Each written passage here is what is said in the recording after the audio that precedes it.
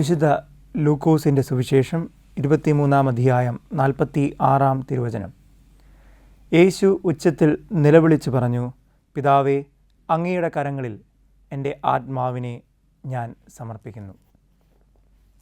ജീവിച്ചിരുന്ന നാളിൽ മഹാനായ അലക്സാണ്ടർ ചക്രവർത്തി ലോകത്തെ കീഴടക്കണമെന്ന സ്വപ്നം കണ്ട് ജീവിച്ചു. എന്നാൽ മരണനാഴിക തൻ്റെ ജീവിതത്തിൻ്റെ അടുത്തെത്തിയപ്പോൾ അലക്സാണ്ടർ തൻ്റെ ഒപ്പമുണ്ടായിരുന്നവരോട് പറഞ്ഞു, അലക്സാണ്ടർ മരിക്കുമ്പോൾ അദ്ദേഹത്തിൻ്റെ ഇരുകരങ്ങളും ശവമഞ്ചത്തിന് പുറത്ത് തുറന്ന് ഇടുക. എല്ലാം നേടിയെന്ന് കരുതിയ അലക്സാണ്ടർ ഒന്നുമില്ലാതെ ശൂന്യനായാണ് ഈ ലോകത്തിൽ നിന്ന് മടങ്ങുന്നത്. ഒരു മനുഷ്യൻ്റെ മരണമൊഴി അവൻ്റെ ജീവിതത്തിൻ്റെ സാരവും സാക്ഷ്യവുമാണ്. ഇതാ, കുരിശിന് മുകളിലേക്ക് നമുക്കൊന്ന് യാത്ര ചെയ്യാം. അവിടെ ക്രൂശിതൻ തൻ്റെ മരണമൊഴിയായി ലോകത്തോട് പറയുന്നു, അല്ല, പിതാവിനോട് പറയുന്നു, പിതാവേ, നിൻ്റെ കരങ്ങളിൽ എൻ്റെ ആത്മാവിനെ ഞാൻ സമർപ്പിക്കുന്നു. ക്രൂശിതൻ്റെ ഈ അന്ത്യമൊഴിയുടെ അർത്ഥമെന്തായിരിക്കും? വിശുദ്ധ ലൂക്കായുടെ സുവിശേഷത്തിൽ യേശുവിൻ്റെ ജീവിതത്തെ ലൂക്കാ സുവിശേഷകൻ വരച്ചു കാണിക്കുമ്പോൾ ലൂക്കാ സുവിശേഷകൻ സവിശേഷമായ രീതിയിലാണ് യേശുവിൻ്റെ ഈ അന്ത്യത്തെ ഈ വാക്യങ്ങളിൽ കുറിക്കുന്നത്. അവൻ തൻ്റെ ആത്മാവിനെ പിതാവിൻ്റെ കരങ്ങളിൽ സമർപ്പിച്ചത് ഇപ്രകാരം പറഞ്ഞുകൊണ്ട്. സാധാരണ ഭാഷയിൽ നാം ഇതിനെ വായിച്ചെടുത്താൽ ഇങ്ങനെ ഇതിനെ വായിക്കാം: അപ്പാ, അപ്പൻ്റെ കൈകളിൽ എൻ്റെ ആത്മാവിനെ ഞാൻ സമർപ്പിക്കുന്നു. പിതാവ് എന്ന അഭിസംബോധന യേശുവിന് പിതാവുമായുള്ള അഗാധ ബന്ധത്തെ ചൂണ്ടിക്കാണിക്കുന്നു. ഇത് സൂചിപ്പിക്കുന്നത് മരണനാഴികയിൽ പോലും അവൻ പിതാവിൻ്റെ സംരക്ഷണത്തിൽ ആഴമാർന്ന ഒരു വിശ്വാസം ഉണ്ടായിരുന്ന പുത്രനായിരുന്നു എന്നുള്ളതാണ്. അങ്ങനെയെങ്കിൽ യേശുവിൻ്റെ മരണം അതൊരു സമർപ്പണമായിരുന്നു.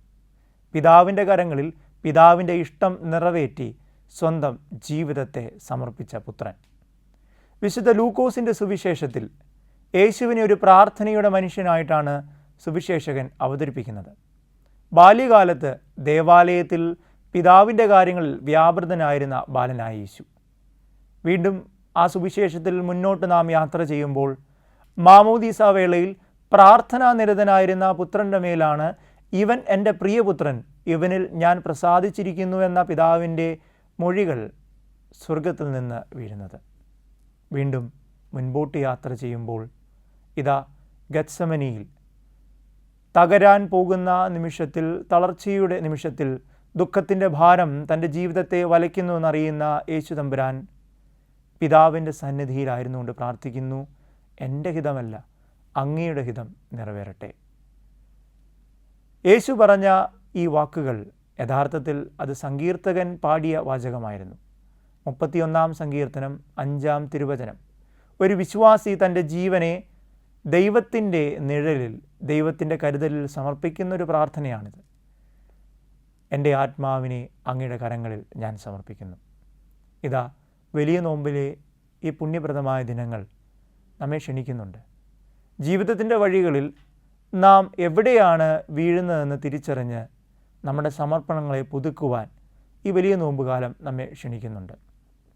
യേശുവിൻ്റെ ജീവിതത്തിൽ ഈ സമർപ്പണം നാം കണ്ടെത്തുന്നത് അവൻ്റെ ജീവിതത്തിലെ പ്രാർത്ഥനയിലാണ്.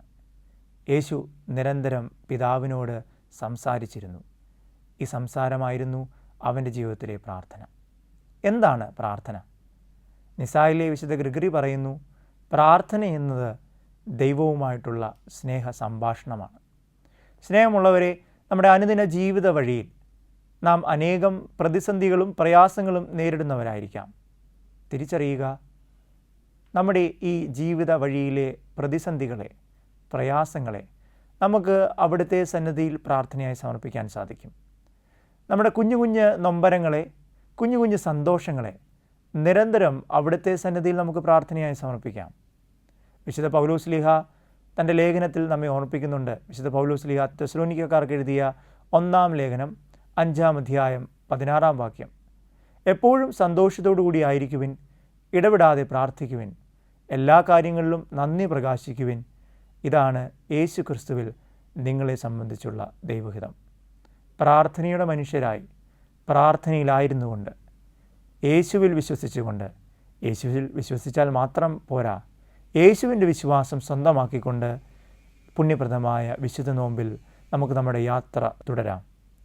പറുദീസായെ ലക്ഷ്യമാക്കിയുള്ള ഈ യാത്രയിൽ പിതാവും പുത്രനും പരിശുദ്ധാത്മാവുമായ ത്രിയേക ദൈവം നമ്മെ നിരന്തരം നയിക്കട്ടെ. ആമേൻ.